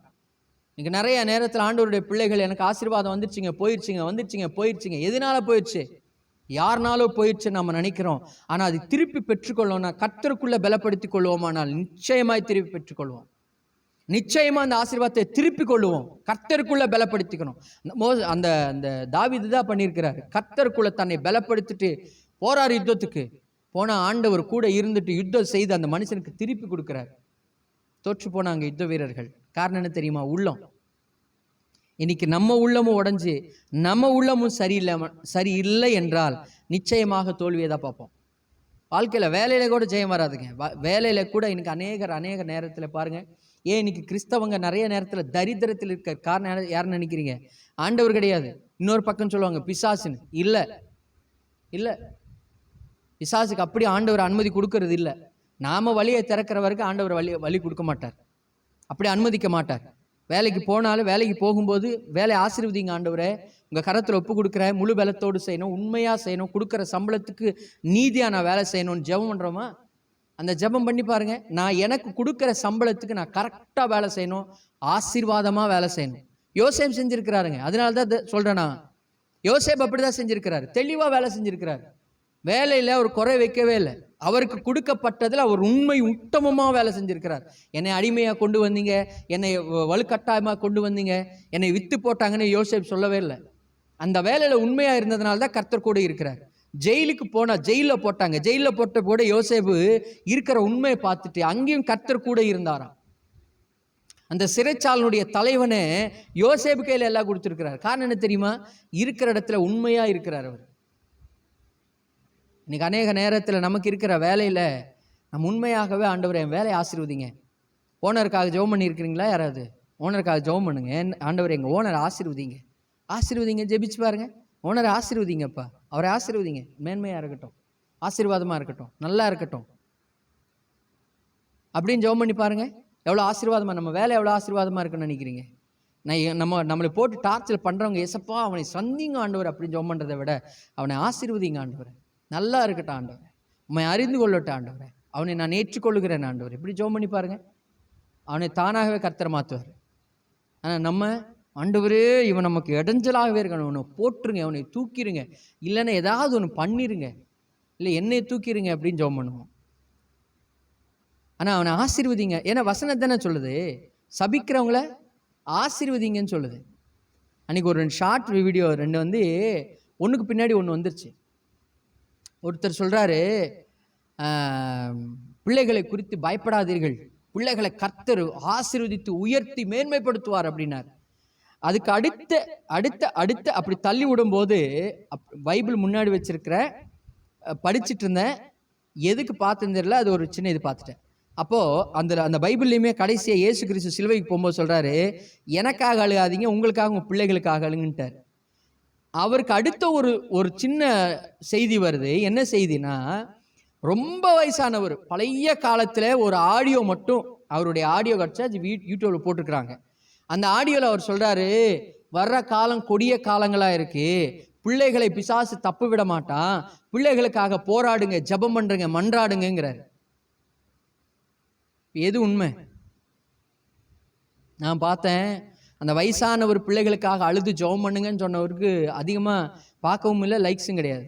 உன் பிள்ளைய கர்த்தர் பார்த்து கொள்வார், விட்டு விடு, அவுத்து விடு கழுத மாதிரி அப்படின்னா அவருக்கு எத்தனை லைக்ஸ் தெரியுமா? ஹாட பாவியா, வசனமே சொல்லுது உன் பிள்ளைகளுக்காக அழுன்னு. இன்னைக்கு இருக்கிற காலங்கள் உண்மையாகவே கொடிய காலங்கள். அதை ஏற்றுக்கொள்கிறோமா? வசனத்தை ஏற்றுக்கொள்றதுக்கு எனக்கு விருப்பம் இல்லை. நமக்கு விருப்பமாக எது அந்த நேரத்துக்கு நம்மளை குளிர்ச்சி ஆக்குதோ அந்த வசனத்தை ஏற்றுக்கொள்ளணும். உன் வேலையில் உன்னை உயர்த்துவார், தூக்குவார், பந்தாடுவார் அப்படின்னா உடனே நம்ம சந்தோஷப்படுவோம். உன் வேலையில் இருக்கிறவங்களை சபிக்காத ஆசீர்வதி அப்படின்னா நமக்கு அது அது கொஞ்சம் கஷ்டமாக தான் இருக்குது இல்லையா? ஆசீர்வதிச்சு பாருங்க, ஆண்டவர் அவங்களை ஆசீர்வதிக்கிறேன்ப்பா, நல்லா இருக்கட்டும், ஆசீர்வாதமாக இருக்கட்டும், மேன்மையாக இருக்கட்டும், உங்கள் ரத்த கோட்டைக்குள்ளே மறைத்து கொள்ளுங்க, உங்கள் கிருபைக்குள்ளே மறைத்து கொள்ளுங்க. அவங்க இது மாத்திரம் இல்லை, இதுக்கு மேலே ஆசீர்வாதமாக இருக்கட்டும், மனசார ஆசீர்வதிச்சு பாருங்க. அந்த வேலையிலே உங்களுக்கு தேவன் உங்களை மேன்மையாக வைப்பார், அடையாளமாக வைப்பார். எத்தனையோ பேரை பார்க்க முடியும் இந்த மாதிரி. ஆனால் இன்னைக்கு வேலையில் இருக்கிறவங்களுக்காக ஜெபம் பண்ணுறோம் அப்படின்னு என்ன ஜெபம் பண்ணுவோம்? ரட்சிக்கப்படட்டும் ஜெபம் பண்ண மாட்டோம், பரிசுத்தமாக இருக்கட்டும் ஜெபம் பண்ண மாட்டோம், அவங்களும் உங்களை ஏற்றுக்கொள்ளாட்ட ஆண்டவரையும் ஜெபம் பண்ண மாட்டோம். அது ஏன்னா உள்ளமே இல்லை, உள்ளம் இல்லை. உள்ளத்தில் உண்மையாகவே வசனத்தை படித்து ஜெபத்தில் உட்காருமானா நம்ம உள்ளத்தை தேவன் சீர்படுத்தி சரி பண்ணுவார். ஆனால் இந்த ஜனங்களுடைய கவலை என்னன்னா, தாவீதே கொள்ளணும்டா. ஏன் தாவீதே கொள்ளணும்? தாவீதினால்தான் பிரச்சனை. ஆனால் தாவீதோ கர்த்தருக்குள்ள தன்னை திடப்படுத்தி பலப்படுத்தி கொண்டான். உட்காருங்க ஆண்டவர் சமூகத்தில், உட்கார்ந்து உங்களை நீங்கள் பலப்படுத்திக்கோங்க. நம்ம உள்ளம் சரியாகாமல் நமக்கு விசுவாசம் வராது, ஜெபமும் வராது. பைபிள் படிக்கணும். ஏன் இன்னைக்கு பைபிளை எடுத்து வச்சா நிறைய பேருக்கு தூக்கம் வருது தெரியுமா? உள்ளம் ஆயத்தமாகவே இல்லை. எங்கள் அப்பா சொல்லி இருக்கிறார், எங்கள் அப்பா எனக்காக எழுதியிருக்கிறார், இன்னைக்கு என்ன சொல்ல வர்றார் எங்கள் அப்பாவுடைய வசனத்தை நான் வாசிக்கணும், எங்கள் அப்பாவுக்கு பிரியமா நான் வாழணும். ஏசப்பா சொன்ன வார்த்தையை இன்னைக்கு எனக்கு என்ன சொல்றாரு, இப்போ என்ன சொல்றாரு? நான் தூங்க போகும்போது வசனம் என்ன சொல்லுது படிச்சு பாருங்க. ஒரு அதிகாரத்தை படிங்க, ரெகுலரா டெய்லி படிக்கிற வசனத்தை படிங்க. கிளி ஜோசிய மாதிரி இப்படி வச்சு இப்படி எடுக்க வேண்டாம், அப்படியே அழகா வச்சுட்டு, ஆண்டவரே என்ன சொல்ல வரீங்க இன்னைக்கு, எனக்கு என்ன சொல்ல வரீங்க இன்னைக்கு, எனக்கு என்ன செய்றீங்க இன்னைக்கு, நான் என்ன வசனத்தை விசுவாசிக்கணும் அப்படின்னு பைபிள் படிச்சு பாருங்க. எவ்வளோ அழகா இருக்குன்னு தெரியுமா? எவ்வளோ ஆச்சரியமா இருக்குன்னு தெரியுமா? அதாங்க நம்ம உள்ள அப்பதான் ஆயத்தமாகும், அப்பதான் நம்ம உள்ளத்தை தேவனுக்கு பிரியமா, தேவனுக்கு உகந்த பாத்திரமா நம்ம உள்ள மாறும். இல்லைன்னா உள்ள மாறாது. இல்லைன்னா இந்த இஸ்ரேல் ஜனங்களை, இந்த யுத்த வீரர்களைப் போல, அந்த இஸ்ரேல் ஜனங்களைப் போல, கடலுக்கு முன்னாடி நின்ன இஸ்ரேல் ஜனங்களைப் போல நாம மற்றவங்களே பார்ப்போம், நமக்கு முன்னாடி தெரிகிறதெல்லாம் தோல்விதான் தெரியும். என்னைக்கு தேவனை பார்த்தாங்களோ அப்பதான் இந்த மனுஷங்களுடைய உள்ளம் ஜெயத்து பக்கம் திரும்புது. உள்ளத்தை குறித்து இயேசு சொல்லுகிற வார்த்தைகள் என்ன கவனிங்க. இப்போ உடைந்து போன உள்ளத்தை எலியா கிட்ட இருந்துச்சு. ஒரு காரியத்தை பார்க்கலாம், வாசிக்கலாம் வாங்க. 1 ராஜாக்களின் புஸ்தகத்தில் எலியா ஏன் நிறைய நேரத்தில் ஓடிக்கொண்டே இருக்கிறார் பாருங்க. 1 ராஜாக்களின் புஸ்தகத்தில் 19ஆம் அதிகாரம் 6வது வசனத்தை வாசிங்க. 1 ராஜாக்கள் 19:6 19 ம் ம் ம் ம் ம் திரும்பி இவர் படுத்துக்கொள்ளுகிற மனுஷனா அப்படின்னா மறுபடி சாப்பிட்டு மறுபடி படுக்கிறார். ஆனால் இப்போ அந்த 9வது வசனம் கடைசியா நான் வாசிக்கிறேன். எலியாவே இங்க உனக்கு என்ன காரியம்? இப்போ 13வது அதிகாரம் 13வது வசனத்துல கடைசி வசனம், இதோ எலியாவே இங்க உனக்கு என்ன காரியம்? ஆண்டவர் கேட்கிறார், உனக்கு என்ன பிரச்சனை? உனக்கு ஓடிட்டே இருக்கிற, ஏன் ஓடிட்டே இருக்கிற? எதுக்கு இப்படி தூங்கிட்டு இருக்கிற, சாப்பிட்டு இருக்கிற, ஓடிட்டு இருக்கிற? என்ன என்ன என்ன குழம்பி இருக்கிற அப்படின்னா காரணம் என்னன்னா, இவர் இதுக்கு முன்னாடி அந்த மழை வராத அளவுக்கு வானத்தை கட்டிட்டு போயிடுவார். வானத்தை கட்டி வந்ததுக்கு அப்புறம் ஒரு 3.5 வருஷம் கழிச்சு மறுபடி வந்து ஜெபம் பண்ணி வானத்தை திறப்பார். அதுக்கு முன்னாடி பாகாலுடைய தீர்க்கதரிசிகளை ஒரு வெட்டுவார். வெட்டின இந்த செய்தியை ஏசபேலுக்கு தெரிஞ்ச உடனே ஏசபேல் என்ன சொல்லுவா தெரியுங்களா? 19:2 வாசிங்க. அப்பொழுது ஏசபேல் எலியாவினிடத்தில் ஆள் அனுப்பி அவர்களில் ஒவ்வொருடைய பிராணனுக்கு செய்யப்பட்டதை போல நான் நாளை இந்நேரத்திலே உன் பிராணனுக்கு செய்யாதே போனால் தேவர்கள் அதற்கு சரியாகவும் அதற்கு அதிகமாகவும் எனக்கு செய்ய கடவார்கள் என்று சொன்னாள். இப்போ எலியா சாதாரணமான மனுஷன் அல்ல, எலியாவே சொல்றாரு, கர்த்தருக்கு முன்பாக நிற்கிற நான் அப்படிம்பார். இந்த வார்த்தை வேற யாரும் சொல்லலை. எவ்வளோ பெரிய ஆச்சரியமான வார்த்தை தெரியுங்களா? அப்படி நிற்பாரா கர்த்தருக்கு முன்பாக? பேசும் ஆண்டவரே. அப்படி இருக்கிற மனுஷன் அதுக்கு முன்னாடி தான் 300-400 தீர்க்கதரிசிகளை வெட்டி கொன்று பலிபீடத்தின் மேல பலியிட்டு விறகுகளை போட்டு தண்ணியை ஊற்றி அக்கினியை இறக்கிற மனுஷன். அக்கினி அப்படியே தத்ரூபமா வந்துருச்சு. அத்தனை ஜனங்க சாஸ்தாங்கமா விழுந்துட்டாங்க. போய் கர்மேல் மலையில மலைக்காக உட்காந்து ஜெபம் பண்ணி மலையை வர வச்ச மனுஷன் இப்போ எங்கேயோ போறாரு, போயிட்டே இருக்கிறார். திடீர்னு வேலைக்காரன் கூட வரான். வேலைக்காரன், டே இங்கே நில்றா, நான் போறேன். எங்கே போறீங்க ஐயா? எங்கேயோ போறேன், குழம்பிட்டேன், மொத்தத்துக்கு போறேன் அப்படின்னு போயிட்டார். போய் ஒரு மரத்துக்கு கீழே தூங்குறாரு. தூங்குன உடனே ஆண்டவர் பார்க்குறாரு, என்னடா நம்ம பையன் வேற அது என்ன சொல்லுவாங்கல்ல, காலில் என்னது பூனை மாதிரி என்னமோ சொல்லுவாங்கள்ல, அந்த மாதிரி இவர் சுற்றிக்கிட்டே இருக்கிறாரு. எலியா, என்னடா அவன் சுற்றிக்கிட்டே இருக்கிறானே, நம்ம எலியா பரவாயில்ல, இந்த பையனுக்கு என்னமோ ஆயிடுச்சு அப்படின்னு சொல்லிட்டு சாப்பாடு கொடுத்து அனுப்புறாரு. சாப்பிட்டு மறுபடியும் தூங்கிட்டார். மறுபடியும் சாப்பிட்ற நேரம் வந்தபோது ஆண்டவர் எழுப்பி மறுபடியும் சாப்பாடு கொடுக்குறாரு. சாப்பிடுப்பா, சாப்பிட்டுட்டு ஏன் படுத்துட்டே இருக்கிற? நீ போக வேண்டிய தூரம் வெகு தூரமாக இருக்கு. வெகு தூரம்னா எங்கேயாவது போகணும்னு அர்த்தம் கிடையாது. அவர் எசபேலை அழிக்கணும், அதுக்கு ஆண்டவர் வச்சிருக்கிறார். ஆனால் இவர் எசபேல் கொடுத்த வார்னிங்கை பார்த்துட்டு பயந்து ஓடுறாரு. எலியா போறாரு. ஆண்டவர் கேட்குறாரு ஒரு இடத்துக்கு வரும்போது, உனக்கு என்னப்பா இங்கே வேலை? உனக்கு வேலை இஸ்ரவேலுக்குள்ள, நீ போய் அழிக்க வேண்டியது எசபேல் அழிக்கணும். அவ ஜனங்களை வஞ்சிக்கிறா, ஜனங்களை தவறான வழியில, ஏன் தீர்க்கதரிசிகளை விபச்சாரம் பண்ண வைக்கிறா. எனக்கு, என் ஆலயத்துக்கு, என் ஜனத்துக்கு விரோதமா அவ பயங்கரமான ஆராதனைகள் நடத்துறா. நீ அதை நிறுத்த சொன்னா, நீ சாப்பிட்ற நடக்கிற என்ன வேலை உனக்கு? ஆண்டவரே, உனக்கு என்ன வேலைங்க? என்ன வேலை உனக்கு? அப்பதான் அவர் சொல்றாரு, கர்த்தாவே, 14வது வசனம், அதற்கு அவன், சேனைகளின் தேவனாகிய கர்த்தருக்கு வெகு பக்தி வைராக்கியமாய் இருந்தேன். இஸ்ரவேல் புத்திரர் உமது உடன்படிக்கையை தள்ளிவிட்டார்கள். உம்முடைய பலிபீடங்களை இடித்து உம்முடைய தீர்க்கதரிசிகளை பட்டயத்தால் கொன்று போட்டார்கள். நான் ஒருவன் மாத்திரம் மீதியா இருக்கிறேன், என் பிராணையும் வாங்க தேடுகிறார்கள். அவர் சொல்றாரு பாருங்க, யாருமே இல்லை ஆண்டவரே, எல்லாத்தையும் போட்டானுங்க, என்னையும் போட போறானுங்க, என்னை தயவு செய்து காப்பாத்திரும் ஆண்டவரேன்னு சொல்லி ஓடுறாரு. காரணம் என்ன தெரியுமா? எலியா கிட்ட ஆண்டவர் இல்லாம போகல, அதனாலதான் பேசுறாரு. எலியாவை ஆண்டவர் விட்டு விடவில்லை, அதனாலதான் நேரத்துக்கு சாப்பாடு கொடுக்கிறார். எலியாவை விட்டு தேவ பிரசன்னம் விலகவில்லை, தேவன் பேசுறார்.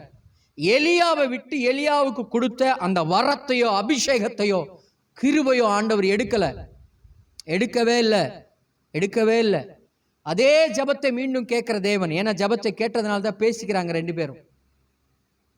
சாப்பாடு கொடுத்து 40 நாள் நடந்திருக்கிறார், இரவும் பகலும் நடந்திருக்கிறார். ஒரு சாப்பாட்டினுடைய பலத்தினால். இவ்வளவு பலன் கொடுக்கிற தேவன் கூட தான் இருக்கிறார். ஏன்னா அந்த பலனையும் எடுக்கல ஆண்டவர். அதனால தான் சொல்றேன், பலனும் எடுக்கல, அபிஷேகத்தை எடுக்கல, அதிகாரத்தை எடுக்கல, ஜெபத்தையும் தள்ளிவிடவில்லை. எல்லாம் அப்படியே இருக்கு. ஆனா எலியாவினுடைய உள்ள மாத்திரம் உடைஞ்சிருச்சு. என்ன உடைஞ்சிருச்சுன்னா, ஐயோ அவங்களுக்கு நடந்ததே போல எனக்கு நடந்துருமோ. உள்ள உடைஞ்சிச்சுன்னு வச்சுக்கோங்க, தேவன் கூட இருந்து பேசினால் கூட கேட்காது. நிறைய நேரத்தில் தேவனுடைய கரம் செய்ய நினைத்தது கூட நம்ம வாழ்க்கையில தடைபடும். நம்மளால தான் தடைபடும், தேவனால் அல்ல. அவர் இன்றும் என்றும் என்றென்றைக்கும் மாறாதவராயிருக்கிறார். ஆனா நாம உள்ளம் முக்கியம். உள்ளம் உடைஞ்சு ஏதோ எனக்கு நடக்க போகுது, எப்படியோ நடக்க போகுது, என்னமோ நடக்க போகுது அப்படின்னு நம்ம நினைச்சோம் அப்படின்னா நிச்சயமாகவே நம்ம வாழ்க்கையில நிறைய தோல்வியை பார்ப்போம். தேவன் கூட இருந்தாலும் கூட பார்க்க முடியாது. இதுக்கப்புறம் தான் ஆண்டவர் சொல்றாரு, சரி போ, உன் ஸ்தானத்துல எலிசாவை அபிஷேகம் பண்ணிட்டு போயிருந்தார். அதுக்கப்புறம் ஆண்டவர் இவரை நக்கின் ரத்தத்தில் எடுத்துக்கிறார். இப்போ எடுக்கல, கொஞ்ச நாளாகி எடுக்கிறார். என்ன காரணம் அப்படின்னா, தன்னுடைய உள்ளம் உடஞ்சிச்சு. உள்ளத்துல தேவன் இத்தனை அற்புதங்களை செய்தவர் இந்த யெசபேல் எவ்வளோ போட்டுருவார் அப்படின்னு நினைக்கவே இல்லை. அதான் சொல்றேன், நம்ம வாழ்க்கையில எத்தனையோ அற்புதங்களை, எத்தனையோ அதிசயங்களை, எத்தனையோ ஆசீர்வாதமான காரியங்களை தேவன் நம்ம வாழ்க்கையில செஞ்சிருப்பார். ஆனா அதெல்லாம் நினைக்க மாட்டோம். ஏதோ உள்ளத்தை திருப்பிடுவோம், இன்னைக்கு மாற்றுவோம். பாருங்க, சங்கீதத்துக்கு வாங்க. உள்ளத்தை குறித்து சங்கீதக்காரன் சொல்லுகிற ஒரு வார்த்தையை 5வது சங்கீதம், சங்கீத புஸ்தகம் 5:9 வசனத்தை வாசிக்கலாம். அவர்கள் வாயிலே உண்மை இல்லை, அவர்கள் உள்ளம் கேடுபாடுள்ளது, அவர்கள் தொண்டை திறக்கப்பட்ட பிரேத குழி, தங்கள் நாவினாலே இச்சகம் பேசுகிறார்கள். ஏன் பிரேத குழியாய் வாய் திறந்துருச்சு? ஏன் இச்சகம் பேசுறான்? ஏன் கண்களிலே உண்மை இல்லை? ஏன் இருதயத்திலே உண்மை இல்லைன்னா உள்ளத்திலே உண்மை இல்லை. உள்ளத்திலே உண்மையா இருக்க அவர் விரும்புகிறார். அவர் நம்ம உண்மையா இருக்கணும்னு விரும்புகிறார். ஆனா ஜனங்களுடைய உள்ளம் கேடுபாடு உள்ளதா? உள்ளத்துக்குள்ள கசப்பு இருக்குமானா, உள்ளத்துக்குள்ள இச்சையின் சிந்தனைகள் இருக்குமானா, நம்மளை கேட்காம நம்ம கண்ணே திரும்பும். நம்ம இருதயமே, நம்ம கண்ணுல பார்க்குற ஒரு விஷயம் நம்ம இருதயம் அப்படியே போட்டு அதுக்குள்ள அந்த விபச்சாரம் வேசித்தனெல்லாம் நடந்துரும். ஏன்னா உள்ளத்துல சரி இல்லை என்றால் நம்ம கண்ணு தானாகவே தவறான விஷயங்களை பார்க்கும். பாருங்க, 10வது அதிகாரத்துல பாருங்க, சங்கீதம் 10:3 வசனத்தை வாசிக்கலாம். துன்மார்க்கன் தன் உள்ளம் இச்சித்ததை பெற்றதினால் பெருமை பாராட்டி பொருளை அபகரித்து தன்னை போற்றி கர்த்தரை அசட்டை பண்ணுகிறான். கர்த்தரை ஏன் அசட்டை பண்றான்? உள்ளத்திலே தான் விரும்பினதை, தான் இச்சிக்கிறத வருது. அதுக்காக தான் சொல்றேன், உள்ளத்திலே உண்மை இல்லாவிட்டால். வாங்க இப்போ 38வது சங்கீதம் 38வது சங்கீதத்துல 10வது வசனத்தை வாசிங்க.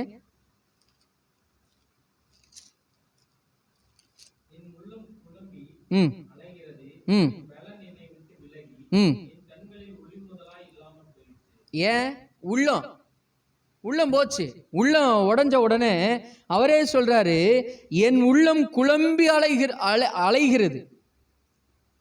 என் உள்ளத்துல குழப்பம் வந்துருச்சு, தெளிவு இல்லை. உள்ளத்துல தெளிவு இல்லை என்றால் நாம் எதுவுமே செய்ய முடியாது. ஆண்டவருக்காக ஒரு பாட்டே பாடணுன்னாலும் கூட ஃபர்ஸ்ட் உள்ளத்துல அந்த தெளிவு வேணும். அப்பதான் அபிஷேகம் வரும், ஆவியானவர் வர, அதுக்கப்புறம் தான் ராகம் தாளம், அதுக்கப்புறம் தான் மற்றது எல்லாமே. ஃபர்ஸ்ட் நம்ம உள்ளத்துல ஒரு தீர்மானம், ஒரு சரியான ஒரு தீர்மானம் வரணும்.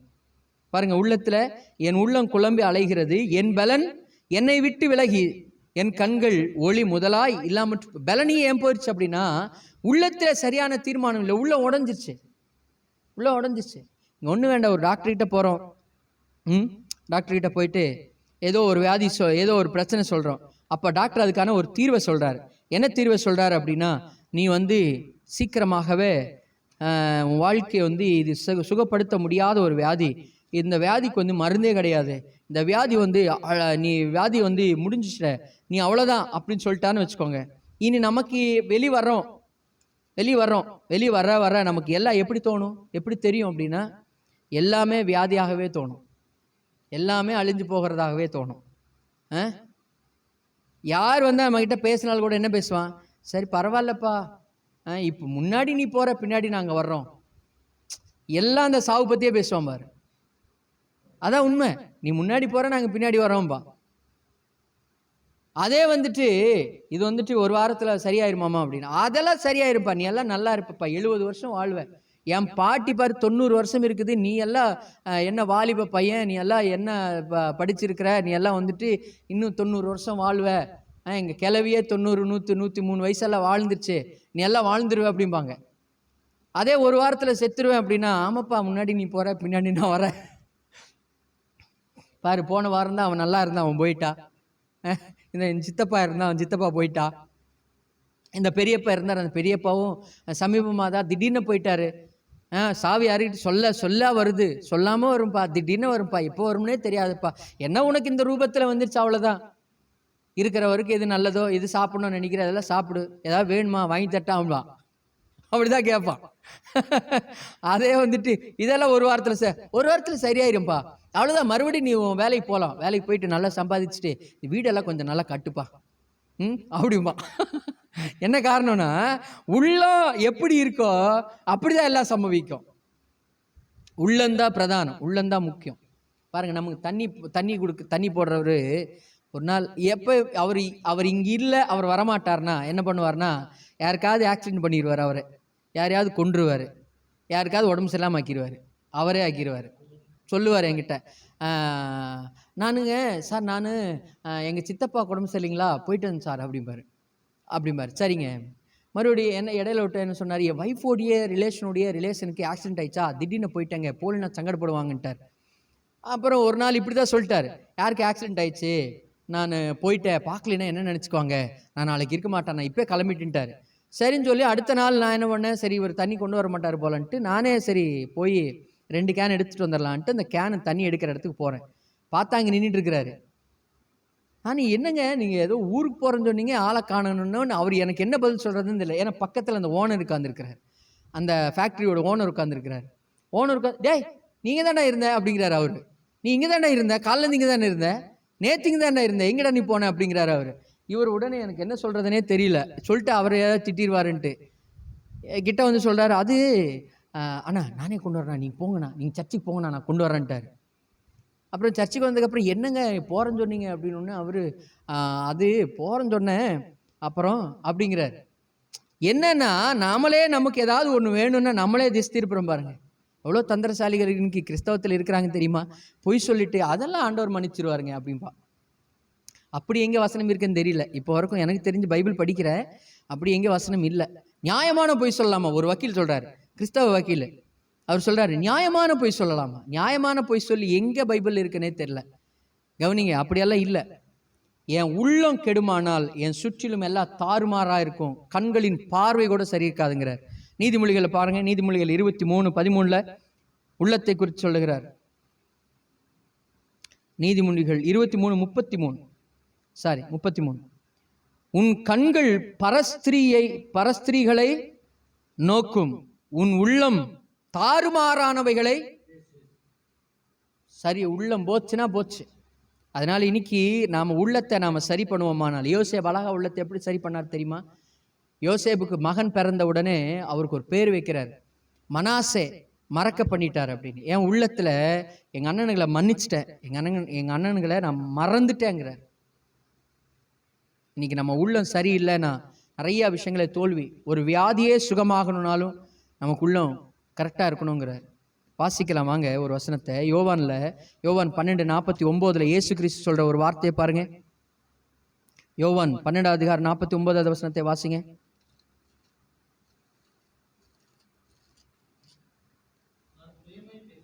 பேசவில்லை, என்னதென்றும் என்னை அனுப்பின பிதாவே. அவருடைய உள்ளம் எப்படி இருக்கு பார்த்தீங்களா? ஏசப்பா அவனுடைய உள்ளம் பாருங்க, அருமையா இருக்கு, சூப்பரா இருக்கு. என்ன சொல்றாரோ அது செய்யறேன், அவ்வளவுதான். இவனை சுகமாக்கணுமா சுகமாக்குறேன், இவனை சுகமாக்க கூடாதா சுகமாக்க மாட்டேன். இங்க பிரசங்கம் பண்ணுமா பிரசங்கம் பண்ணுவேன், இங்க பிரசங்கம் பண்ணக்கூடாதா பண்ண மாட்டேன். அவருடைய உள்ளம் ஏன் பிதா சொல்ற வார்த்தைகளை கேட்கறதுக்கு அவ்வளோ ஆர்வமா இருக்கு, அவ்வளோ தெளிவா இருக்கு. அதனாலதான் இயேசு ஒரு சிலர் சுகத்துக்கு வந்தாலும் கூட என்ன கேட்பார் தெரியுமா? நான் உன்னை சுகமாக்குவேன் என்று நீ விசுவாசிக்கிறாயா, விரும்புகிறாயான்னு கேட்பார். ஏன் விரும்புகிறாயான்னு கேட்கிறாரு? உன் உள்ள எப்படி இருக்கு? உன் உள்ள எப்படி இருக்கு? உள்ளத்துல எப்படி இருக்கு? உள்ளத்துல என்ன சொல்ற அப்படின்னு கேட்பாரு. அப்பதான் அந்த மனுஷன், இல்ல ஆண்டவரே, நீங்க செய்யறதுக்கு வல்லமை உள்ளவர், நீர் செய்வீர் என்று நான் விசுவாசிக்கிறேன் அப்படின்னு சொன்னா உடனடியாக அவனுக்கு சுகத்தை தருவார். ஏன்னா பிதா சொல்ற வார்த்தைகளை கேட்கறதுக்கு இன்னைக்கு சொல்ற இந்த வார்த்தைகளை கேட்கிற நமக்கு ஒரு கேள்வி. இன்னைக்கு ஏசப்பா சொன்னதை செய்யறதுக்கு நான் ஆசைப்படுகிறேன். உண்மையாகவே இன்னைக்கு என் வேலையில, என் வாழ்க்கையில, என் வீட்டுல, நான் இருக்கிற இடத்துல ஏசப்பா வார்த்தைகளை மாத்திரம் கேட்க ஆசைப்படுறேன்னு சொல்லி நம்ம உள்ளத்தை திறந்தா ஏசப்பா எவ்வளவு சந்தோஷப்படுவார் தெரியுமா? ஆண்டவர் அவ்வளவு சந்தோஷப்படுவார். நம்ம உள்ளத்தை அவர் பக்கம் திருப்பணும். அப்பதான் நம்ம வாழ்க்கையில தோல்வியை பார்க்க மாட்டோம், ஜெயத்தை பார்க்க வைப்பார். யாக்கோபுல கடைசி ஒரு வசனத்தை வாசிக்கலாம். யாக்கோபு எழுதின நிருபத்துல 1:21 ஆகையால் நீங்கள் எல்லாவித அழுக்கையும் கொடிய துர்க்குணத்தையும் ஒழித்துவிட்டு உங்கள் உள்ளத்திலே நாட்டப்பட்டதாயும் உங்கள் ஆத்துமக்களையே ரட்சிக்க வல்லமையுள்ளதாயும் இருக்கிற வசனத்தை சாந்தமா ஏற்றுக்கொள்ளுங்கள். என்ன சொல்றாரு? உள்ளத்தை மாத்துங்க, உள்ளத்தை சேஞ்ச் பண்ணுங்க, உள்ளத்துக்குள்ள ஒரு பெரிய மாற்றத்தை கொடுங்க.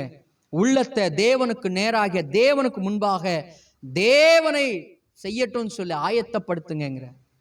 நம்ம உள்ளத்தை ஆயத்தப்படலினா கவனிங்க, வேலை கூட நமக்கு பாரமா தெரியும். ஒருத்தர் ஒரு மாட்டு வண்டியில போயிட்டு இருந்தாரா.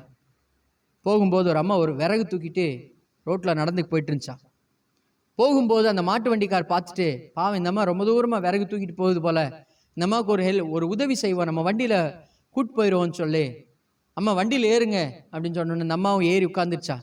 கொஞ்சம் தூரம் வண்டி போக போக இவர் அந்த மாட்டு வண்டிக்காரு திடீர்னு திரும்பி பார்த்துட்டாரு.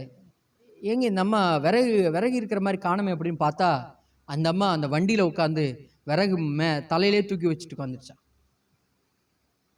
இந்த அம்மா வண்டியில உட்காந்து விறகு தலையில தூக்கி வச்சுட்டு உட்காந்துருச்சா. ஏன்? உன்னை அவர் சொன்னாரா, ஏமா லூசா நீ, நான் உன்னை உட்கார சொன்னதே தூக்கிட்டு வரேன்னு சொல்லி இது மேல போட வேண்டியதானே. அந்த அம்மா சொல்லிச்சா, பரவாயில்லைங்க பரவாயில்லைங்க அப்படின்ச்சா. என்ன பண்றது இந்த மாதிரி எல்லாம்? என்ன காரணம் தெரியுமா? உள்ளத்துல கிடைச்சது நல்ல இடது, கிடைச்சது ஒரு இடத்தை உபயோகப்படுத்திக்கலாம். இந்த இடத்துல நம்ம பாரத்தை கிடைக்கிறதுக்காக தான் நம்மளை ஏற்றிருக்கிறாங்கன்னு தெரியல. இந்த அம்மா என்னன்னா, கடைசி வரைக்கும் இந்த பாரத்தை சுமப்போம் தெரியல, உள்ள மங்கி போயிடுச்சு, உள்ளத்துல வெளிச்சம் இல்லை. அதே போலதான் இன்னைக்கு ஆண்டவர் கூட இருந்து ஆண்டவருக்காக வாழணுங்கிற ஆசை வரணும். ஆண்டவருக்காக உண்மையா இருக்கணும்னு ஆசை வரணும். இருக்கிற வேலையில, இருக்கிற இடத்துல, நாம எந்த இடத்துல இருக்கிறோமோ அந்த இடத்துல சாட்சியா இருக்கணும். அது ஆண்டவர் எதிர்பார்க்கிறார். நாம உள்ளம் எந்த பக்கம்? இன்னைக்கு நிறைய பேர் பாருங்க, பணம் பணம் பணம், அவன் உள்ளமே பணத்தினால் நிரம்பி இருக்கும். அவங்ககிட்ட 10 நிமிஷம் பேசுனீங்கன்னா போதும், நம்மளையும் பணம் சம்பாதிச்சிடலாமாங்கிற லெவலுக்கு நம்மகிட்ட பேசுவாங்க. ஒரு சில பேர் பயம், அவங்க உள்ளமே பயத்தினால் நிரம்பி இருக்கும். எதை பார்த்தாலும் பயம், எதை பார்த்தாலும் பயம், எதை பார்த்தாலும் பயம். வசனம் என்ன சொல்லு தெரியுமா? நீ கல்யாண வீட்டுக்கு போறதை விட செத்தவனுடைய வீட்டுக்கு போங்கிறார். அப்பயாவது உன் வாழ்க்கையினுடைய அருமை தெரியும்.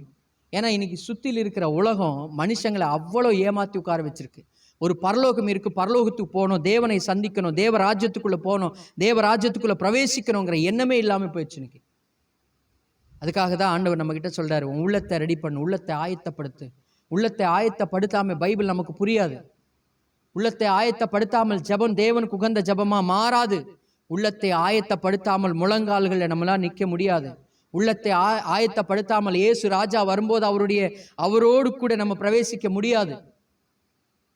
இன்னைக்கு நம்ம உள்ளம் ஆயத்தமாகலினா இன்னைக்கு பிசாசு கொண்டு வருகிற பல சோதனைகள், பல தோல்விகள் நமக்கு சந்திக்கும். இன்னைக்கு அதுக்கு தான் நம்ம உள்ளத்தை ஆயத்தப்படுத்துங்க. என் தேவன் என்னோடு இருக்கிறார். நிறைய நேரம் பிசாசு சொல்ற பிரதானமான வார்த்தை என்ன தெரியுமா? உங்கூட ஆண்டவர் இல்லைன்னு சொல்லுவான். ஆண்டவர் இல்லைன்னு தான் சொல்லுவான். ஆண்டவர் இல்லைன்னு தான் சொல்லுவான். இன்னைக்கு வரைக்கும் சொல்றேன், ஏசப்பா பாவியை நேசிக்கிறார்.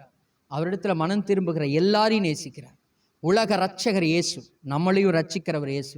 நம்மளை மாத்திரம் தள்ளிவிட்டு இன்னொருத்தனை மாத்திரம் சேர்த்துக்கொள்ளுகிற பச்சபாதம் உள்ள தேவன் அல்ல. பிசாசு சொல்லுவான், நீ தோற்று போயிட்ட, உங்களோட ஆண்டவர் இல்லைன்னு. தவறான எண்ணம் இதெல்லாம். ஆனால் இருக்கிற இடத்துல இன்றைக்கு ஒரு தீர்மானம் பண்ணுங்க, நான் இனி பரிசுத்தமாக வாழணும். இதான் நோக்கமாக இருக்கணும்.